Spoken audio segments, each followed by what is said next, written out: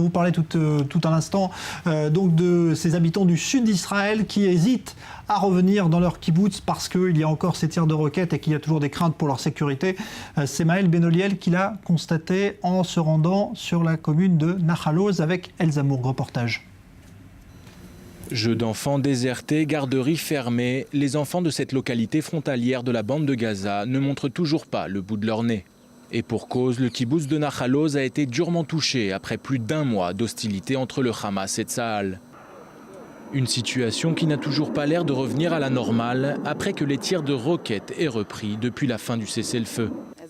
Malgré l'avis favorable du gouvernement israélien, le responsable de la sécurité de ce kibbutz a avisé les habitants de ne pas suivre les conseils des autorités et de rester loin de leur maison, située à 800 mètres seulement de la bande de Gaza et cible privilégiée des obus de mortier et autres tunnels du Hamas. Le message que nous avons fait passer aux habitants est que pour le moment, ils ne doivent pas revenir puisque le calme n'est pas revenu. À partir du moment où le cessez-le-feu s'est terminé, les tirs de roquettes ont recommencé. Il n'y a donc aucune raison pour faire revenir nos enfants ici.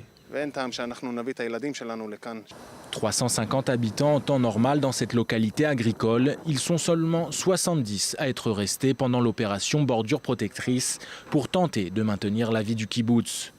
Mais à l'heure de faire les comptes, ces habitants de la ligne de front ne s'y retrouvent pas vraiment. Je me sens mal. Nous espérions que ces lourds combats avec lesquels nous avons vécu pendant plus d'1 mois, au-dessus de nos têtes, nous apportent du changement, un peu de paix et surtout du silence. Mais ce n'est malheureusement pas le cas. C'est difficile de se dire que cela va continuer comme ça. Nous avons du mal à croire le gouvernement, car ce qu'il fait pour nous n'est pas suffisant.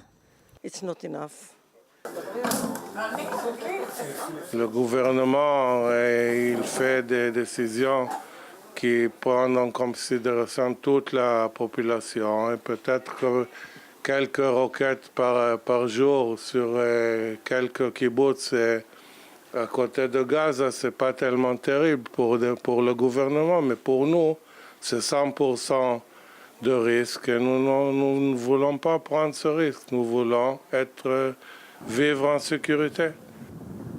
Les familles de Nahal Oz, comme toutes celles qui habitent dans les localités frontalières, espèrent que la vie reprendra son cours au plus vite, alors que la rentrée scolaire approche à grands pas. Mais d'après un sondage réalisé il y a quelques jours auprès des habitants du sud d'Israël, plus de 20% d'entre eux souhaiteraient tout simplement s'exiler définitivement vers des régions d'Israël moins menacées par le terrorisme.